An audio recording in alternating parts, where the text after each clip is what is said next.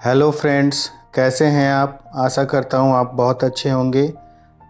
आपका स्वागत है मेरे YouTube channel study with Ravi Tripathi पर। आज हम लोग क्लास 10 हिस्ट्री चैप्टर 2, जिसको हम लोग समाजवाद और साम्यवाद के नाम से जानते हैं, इस पाठ का संपूर्ण प्रश्न उत्तर करेंगे। मेरे पुराने सभी वीडियोस के लिंक नीचे डिस्क्रिप्शन में दिए हैं, चाहें तो जाकर देख सकते हैं। आइए हम लोग इस पाठ का संपूर्ण प्रश्न उत्तर स्टार्ट करते हैं। वस्तुनिष्ठ प्रश्न संख्या 1, रूस में कृषक दास प्रथा का अंत कब हुआ। इसका अंत 1861 में हुआ। रूस में जार का अर्थ क्या होता था। इसका उत्तर है रूस का सम्राट। कार्ल मार्क्स का जन्म कहाँ हुआ।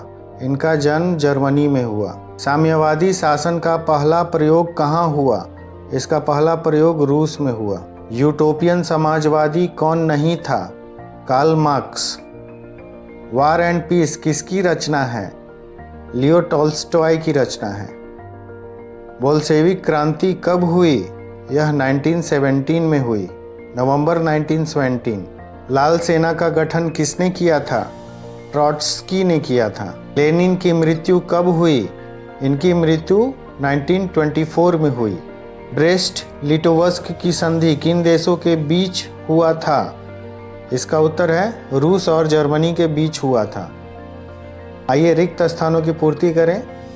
प्रश्न संख्या 1, रूसी क्रांति के समय शासक कौन था। Nicholas II। इसका शासक निकोलस II था। Nicholas II। बोल्शेविक क्रांति का नेतृत्व किसने किया था। व्लादिमीर लेनिन ने किया था। Vladimir Lenin.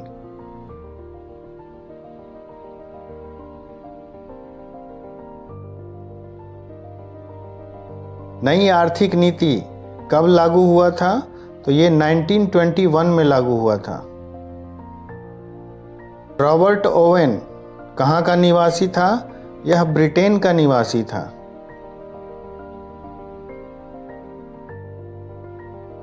वैज्ञानिक समाजवाद का जनक किसको माना जाता है। तो इसका आंसर है कार्ल मार्क्स और फ्रेडरिक एंजल्स को है। आइए अब हम लोग लघु उत्तरीय प्रश्न करें। इसको हम लोग डी से डिनोट करेंगे। प्रश्न संख्या 1, रूसी क्रांति के किन्हीं दो कारणों का वर्णन करें। इसका उत्तर पेज नंबर 29 पर है। रूसी क्रांति के बहुत सारे कारण थे, हमें किसी दो कारण का वर्णन करना है। तो पहला वर्णन हो गया जार की निरंकुशता एवं अयोग्य शासन, और दूसरा कारण हो गया कृषकों की दयनीय स्थिति। तो पहला कारण ये बता रहा है कि रूस के सम्राट को जार कहा जाता था और रूस में एक कठोर राजनीतिक संरचना थी। 19वीं सदी के मध्य तक यूरोप की राजनीतिक संरचना धीरे धीरे परिवर्तित हो रही थी। राजतंत्र की शक्ति सीमित हो रही थी। रूसी राजतंत्र अपना विशेषाधिकार छोड़ने के लिए तैयार नहीं था। जार निकोलस II के शासनकाल में क्रांति हुई। राजा के दैवीय अधिकारों में विश्वास रखा जाता था। आम लोग की सुख दुख की राजा को यानी कि निकोलस II को कोई चिंता नहीं थी। जार ने जो अफसरशाही बनाई थी वह अस्थिर, जड़ और अकुशल थी।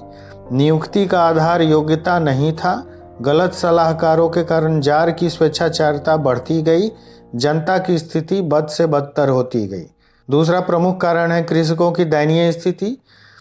रूस की बहुसंख्यक जनसंख्या कृषक थी और कृषि की स्थिति दयनीय थी। 1861 में जार अलेक्जेंडर द्वितीय के द्वारा कृषि दासता समाप्त कर दी गई थी, परंतु इससे किसानों की स्थिति में कोई सुधार नहीं हुआ। उनके खेत बहुत छोटे छोटे थे, जिस पर वे पुराने ढंग से खेती करते थे। उन्हें उनके पास पूंजी का अभाव था। करों का बोझ बढ़ता जा रहा था। ऐसी क्रांति के अलावा कोई और चारा नहीं था। प्रश्न संख्या 2, रूसीकरण की नीति क्रांति हेतु कहाँ तक उत्तरदायी थी। इसका उत्तर पृष्ठ संख्या 30 पर है। करण की नीति सोवियत रूस विभिन्न राष्ट्रीयताओं का देश था। यहाँ मुख्यतः स्लाव जाति के लोग रहते थे। इनके अतिरिक्त फिन, पोल, जर्मन, यहूदी और अन्य जातियों के लोग भी थे। ये भिन्न भिन्न भाषा बोलते थे। इनका रस्म रिवाज भी भिन्न भिन्न था। परंतु रूस के अल्पसंख्यक समूह जार निकोलस द्वितीय द्वारा जारी की गई रूसीकरण की नीति से परेशान थे। इनके अनुसार जार ने देश के सभी लोगों पर रूसी भाषा, शिक्षा, संस्कृति लादने का प्रयास किया। इससे अल्पसंख्यकों में हलचल मच गई। 1863 ईस्वी में इस नीति के विरुद्ध पोलैंड के निवासियों ने विद्रोह किया, जो उनका निर्दयतापूर्वक दमन किया गया। इस प्रकार रूसी राजतंत्र के प्रति उनका आक्रोश बढ़ता जा रहा था। प्रश्न संख्या 3, साम्यवाद एक नई आर्थिक एवं सामाजिक व्यवस्था थी, कैसे? उत्तर पृष्ठ संख्या 23 पर। की विचारधारा है जिसने आधुनिक काल में समाज को एक नया आयाम दिया। 19वीं शताब्दी में औद्योगिक क्रांति के फलस्वरूप समाज में पूंजीपति वर्गों द्वारा मजदूरों का लगातार शोषण बढ़ने लगा। उन्हें इस शोषण के विरुद्ध आवाज़ उठाने और वर्ग विहीन समाज की स्थापना करने में समाजवादी विचारधारा सबसे उत्तम समझ में आई। समाजवाद उत्पादन में मुख्यतः निजी स्वामित्व की जगह सामूहिक स्वामित्व या धन के समान वितरण पर जोर देता है। यह एक शोषण उन्मुक्त समाज की स्थापना चाहता है। अतः समाजवादी व्यवस्था एक ऐसी अर्थव्यवस्था है जिसके अंतर्गत उत्पादन के सभी साधनों, कारखानों तथा विपणन, जिसको हम लोग इंग्लिश में मार्केटिंग कहते हैं, में सरकार का एक अधिकार हो। ऐसी व्यवस्था में उत्पादन निजी लाभ के लिए न होकर सारे समाज के लिए होता है। प्रश्न संख्या 4, नई आर्थिक नीति मार्क्सवादी सिद्धांतों के साथ समझौता था, कैसे? इसका उत्तर पेज नंबर 37। उत्तर को समझने के लिए हमें पहले मार्क्स के विचारों को समझना जरूरी होगा। मार्क्स एक ऐसा व्यवस्था चाहते थे जिसमें स्वामित्व किसी व्यक्ति के हाथ में नहीं होकर सरकार के हाथों में हो। ठीक है, अर्थात जब तक कि उत्पादन के साधनों का स्वामित्व व्यक्तिगत हाथों में है, तब तक मशीनों का सुधार, उद्योग में विज्ञान का प्रयोग, उत्पादन कला में किसी भी सुधार से श्रमिक की स्थिति में कोई सुधार नहीं हो सकता है। इसलिए उनका अंतिम लक्ष्य पूंजीवाद का विनाश होना चाहिए था। और इसी तरह उन्होंने एक नारा भी बुलंद किया था, अधिकार के बिना कर्तव्य नहीं और कर्तव्य के बिना अधिकार नहीं। वह वस्तुतः मजदूर और किसानों की सत्ता में सहभागिता चाहते थे और देश के हर एक तरह के संसाधनों का स्वामित्व सरकार के हाथों में चाहते थे, और सरकार भी मजदूर और किसानों की बनी हो यही चाहते थे। जबकि नई आर्थिक नीति में मार्क्सवादी मूल्यों से कुछ हद तक समझौता करना पड़ा।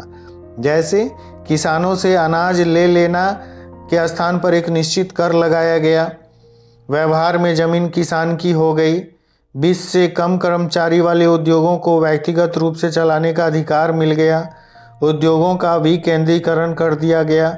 निर्णय और क्रियान्वयन के बारे में विभिन्न इकाइयों को काफ़ी छूट दिया गया। विदेशी पूंजी भी सीमित तौर पर आमंत्रित किया गया।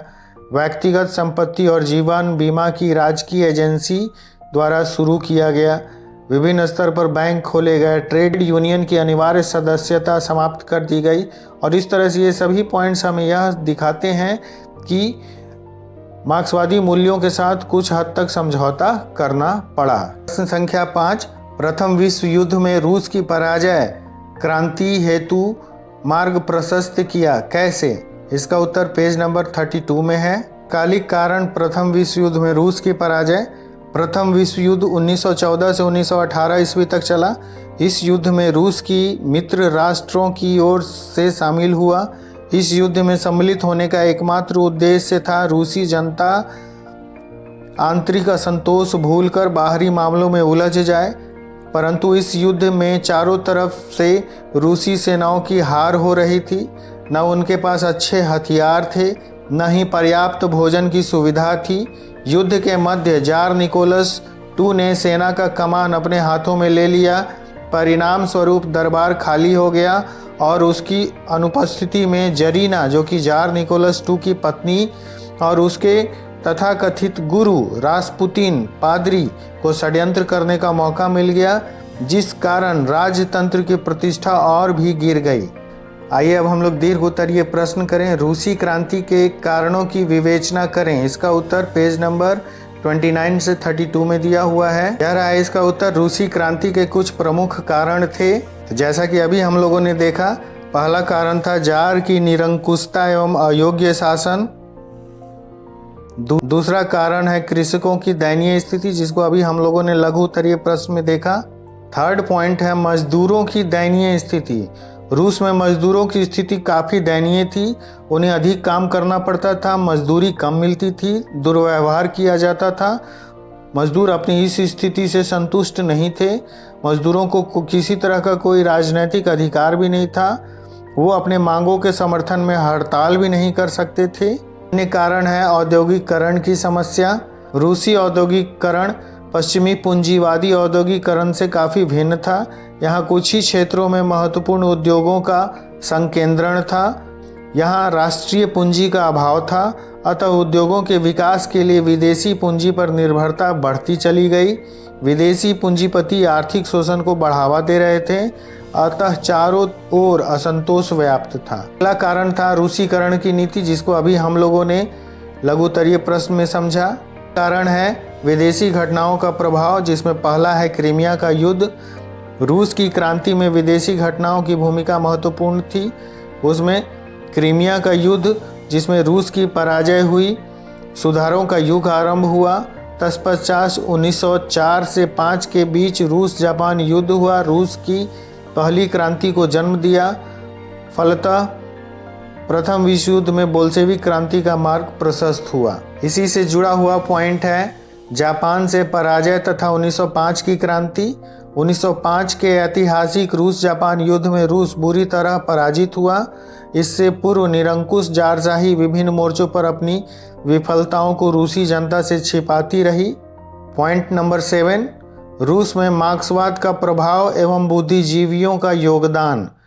इसमें बुद्धिजीवियों में लियो टॉल्स्टॉय थे, जिनकी रचना वार एवं पीस नाम की थी। दोस्तोवस्की, तुर्गनेव जैसे चिंतक एक नए विचार को प्रोत्साहन दे रहे थे। रूस के औद्योगिक मजदूरों पर कार्ल मार्क्स के समाजवादी विचारों का पूर्ण प्रभाव था। मार्क्सवादियों ने मजदूरों के बीच काम करना शुरू कर दिया, उनका संगठन बढ़ रहा था। रूस का पहला साम्यवादी प्लेखानोव था, जो रूस में जारशाही की निरंकुशता समाप्त करके साम्यवादी व्यवस्था की स्थापना चाहता था। तात्कालिक कारण प्रथम विश्व युद्ध में रूस की पराजय। 1914 से 18 के बीच तक प्रथम विश्व युद्ध चला। रूस मित्र राष्ट्रों की ओर से शामिल हुआ। इस युद्ध में एकमात्र उद्देश्य रूसी जनता को आंतरिक असंतोष से भुलाकर बाहरी मामलों में उलझाना था। रूसी सेनाओं की चारों तरफ से हार हो रही थी, अच्छे हथियार नहीं थे, भोजन की असुविधा थी। युद्ध के मध्य जार निकोलस II ने सेना का कमान अपने हाथों में ले लिया। परिणाम स्वरूप दरबार खाली हो गया। उसकी अनुपस्थिति में जरीना और रासपुतीन दोनों ने षड्यंत्र किया, जिससे राजतंत्र की प्रतिष्ठा और धूमिल हुई। तो यह सब कुछ प्रमुख कारण थे जिसके वजह से रूसी क्रांति हुई। संख्या 2, नई आर्थिक नीति क्या है? इसका उत्तर है पेज नंबर 37 पे। यह रहा इसका उत्तर। नई आर्थिक नीति यह 1921 में लागू हुई। इसमें मार्क्सवादी मूल्यों से कुछ हद तक समझौता किया गया। इस नीति के कुछ प्रमुख बातें, जैसे किसानों से अनाज ले लेना के स्थान पर एक निश्चित कर लगाया गया। बचा हुआ अनाज किसान का था और वह इसका मनचाहा इस्तेमाल कर सकता था। पॉइंट नंबर 2, व्यवहार में जमीन किसान की हो गई। पॉइंट नंबर 3, 20 से कम कर्मचारी वाले उद्योगों को व्यक्तिगत रूप से चलाने का अधिकार मिल गया। पॉइंट नंबर 4, उद्योगों का विकेंद्रीकरण कर दिया गया। निर्णय और क्रियान्वयन के बारे में विभिन्न इकाइयों को काफ़ी छूट दी गई। पॉइंट नंबर 5, विदेशी पूंजी भी सीमित तौर पर आमंत्रित की गई। पॉइंट नंबर 6, व्यक्तिगत संपत्ति और जीवन की बीमा भी राजकीय एजेंसी द्वारा शुरू किया गया। पॉइंट नंबर 7, बैंक बहुत स्तर पर खोले गए। पॉइंट नंबर 8, ट्रेड यूनियन की अनिवार्य सदस्यता समाप्त कर दी गई। ये थे नई आर्थिक नीति के कुछ महत्वपूर्ण बिंदु। प्रश्न संख्या 3, रूसी क्रांति के प्रभाव की विवेचना करें। इसका उत्तर है पेज नंबर 39 पर। इसका उत्तर रूसी क्रांति का प्रभाव। इस क्रांति के बाद श्रमिक और सर्वहारा वर्ग की सत्ता रूस में स्थापित हो गई। पॉइंट नंबर 2, रूसी क्रांति के बाद विश्व विचारधारा के स्तर पर 2 खेमों में विभाजित हो गया, साम्यवादी विश्व एवं पूंजीवादी विश्व। इसके बाद यूरोप भी दो भागों में बट गया, पूर्वी यूरोप, पश्चिमी यूरोप। धर्म सुधार आंदोलन के बाद और साम्यवादी क्रांति से पहले यूरोप में वैचारिक आधार पर इस तरह का विभाजन कभी नहीं देखा गया था। पॉइंट नंबर 3, द्वितीय विश्व युद्ध के बाद पूंजीवाद विश्व तथा सोवियत रूस के बीच शीत युद्ध की शुरुआत हुई और आगामी 4 दशक अर्थात 40 वर्षों तक दोनों खेमों के बीच शस्त्रों की होड़ चलती रही। पॉइंट नंबर 4, रूसी क्रांति के बाद आर्थिक आयोजन के रूप में एक नवीन आर्थिक मॉडल आया। आगे पूंजीवादी देशों ने भी परिवर्तित रूप में इस मॉडल को अपना लिया। इस प्रकार स्वयं पूंजीवाद के चरित्र में भी परिवर्तन आ गया। पॉइंट नंबर 5, इस क्रांति की सफलता ने एशिया और अफ्रीका में उपनिवेश मुक्ति को प्रोत्साहन दिया, क्योंकि सोवियत रूस की साम्यवादी सरकार ने एशिया और अफ्रीका के देशों में होने वाले राष्ट्रीय आंदोलन को वैचारिक समर्थन प्रदान किया। प्रश्न संख्या 4, कार्ल मार्क्स की जीवनी एवं सिद्धांतों का वर्णन करें। इसका उत्तर पेज नंबर 25-26 में है। यह रहा कार्ल मार्क्स की जीवनी। कार्ल मार्क्स का जन्म 5 मई 1818 ईस्वी को जर्मनी में राइन प्रांत के ट्रियर नगर में एक यहूदी परिवार में हुआ। कार्ल मार्क्स के पिता हेनरिक मार्क्स एक वकील थे। बाद में चलकर ईसाई धर्म ग्रहण कर लिया। मार्क्स ने बोन विश्वविद्यालय में विधि की शिक्षा ग्रहण की। 1836 में वे बर्लिन विश्वविद्यालय चले गए। यहाँ उनके जीवन को एक नया मोड़ मिला। मार्क्स हीगल के विचारों से प्रभावित थे। 1843 में उनके बचपन की मित्र जेनी से विवाह किया। उनके राजनीतिक और सामाजिक इतिहास पर मॉन्टेस्क्यू और रूसो के विचारों का गहन प्रभाव पड़ा। कार्ल मार्क्स की मुलाकात पेरिस में 1844 ईस्वी में फ्रेडरिक एंगल्स से हुई, जिससे जीवन भर उनकी गहरी मित्रता बनी रही। वह एंगल्स के विचारों और रचनाओं से काफ़ी प्रभावित थे। मार्क्स ने एंगल्स के साथ मिलकर 1848 ईस्वी में एक साम्यवादी घोषणा पत्र प्रकाशित किया, जिसे आधुनिक समाजवाद का जनक कहा जाता है। इस घोषणा पत्र में मार्क्स ने अपने आर्थिक, सामाजिक और राजनीतिक विचारों को स्पष्ट रूप से व्यक्त किया है। मार्क्स विश्व के उन गिने चुने चिंतकों में एक हैं जिसने इतिहास की धारा को व्यापक रूप से प्रभावित किया है। मार्क्स ने 1867 ईस्वी में डास कैपिटल नामक पुस्तक की रचना की, जिसे समाजवादियों की बाइबिल कहा जाता है। मार्क्स के कुछ प्रमुख सिद्धांत इस प्रकार हैं। पहला, द्वंद्वात्मक भौतिकवाद का सिद्धांत। दूसरा, वर्ग संघर्ष का सिद्धांत। तीसरा, इतिहास की भौतिकवादी व्याख्या। चौथा, मूल्य एवं अतिरिक्त मूल्य का सिद्धांत। 5, राज्यहीन एवं वर्गहीन समाज की स्थापना। प्रश्न संख्या 5, यूटोपियन समाजवादियों के विचारों का वर्णन करें। इसका उत्तर पेज नंबर 24-25 पर है।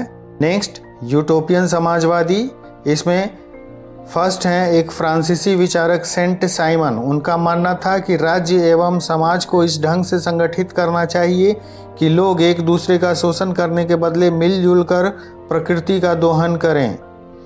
एक अन्य प्रमुख यूटोपियन विचारक चार्ल्स फॉरियर थे। यह आधुनिक भौतिकवाद का विरोधी थे। इनका मानना था कि श्रमिकों को छोटे नगर एवं कस्बों में काम करना चाहिए।